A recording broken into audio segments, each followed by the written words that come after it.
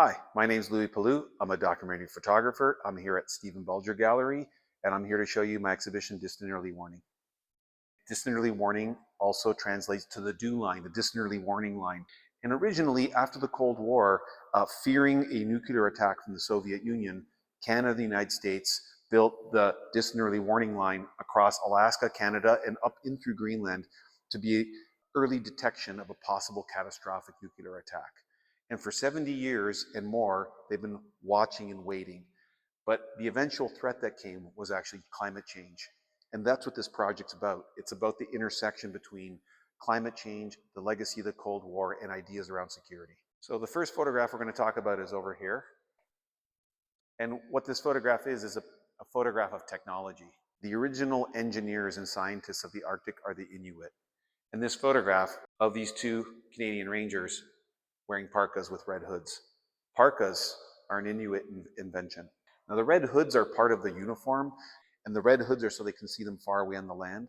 But when we think about aesthetics and color in photography, red is also something symbolic of heat, say like climate change. So that's what that picture is about. Another photograph I like to talk about is this photograph here, where you have Canadian Air Force C-17, which is pretty much the largest cargo aircraft in the world, which can carry like an armored vehicle to any war zone in the world.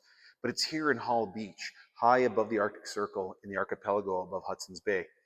And what these soldiers are carrying out here are wood sleds known as komatiks, which are also an Inuit innovation. But there's two key things to understand here is that komatiks were originally made out of animal parts and frozen with ice. And they were the original sleds that the Inuit used. These are made out of wood. Wood in the Arctic is mostly, at least North American Arctic, a colonial material because we're way beyond the tree line. And so now these are made of wood. So this picture is also about the intersection of the colonial era and this unknown future that climate change and the security in the region proposes. This grid of photographs, which are firing positions from Canadian Rangers, which is a volunteer group of reservist soldiers in the Canadian military, which in the high Arctic is composed mostly of Inuit soldiers.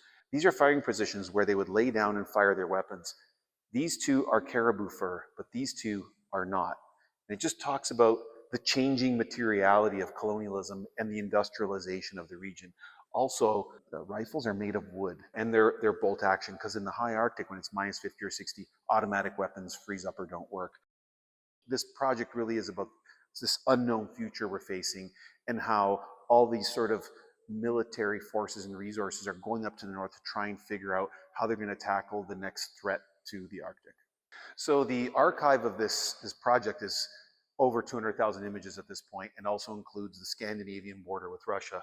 But one of my favorite pictures in this project is this picture of these two Canadian soldiers who are from the South and non-Indigenous learning how to use Indigenous technology to survive. And, you know, it's almost minus 60 in this photograph, and they're learning to build an igloo. The way I took this photograph is, you know, it was January and the sun is barely up for an hour or two. It's darkness almost 24 hours a day. I had a flash on my camera, but it was overexposing the picture. So I put my hand over part of the flash and it reflected and lit up all the snowflakes. But this area, Crystal City, which is in Resolute Bay, is a special training area, survival. You have to think of, you know, surviving in the Arctic as two things. One, it's a place where the air can kill you because of the air temperature. Two, basic things like water.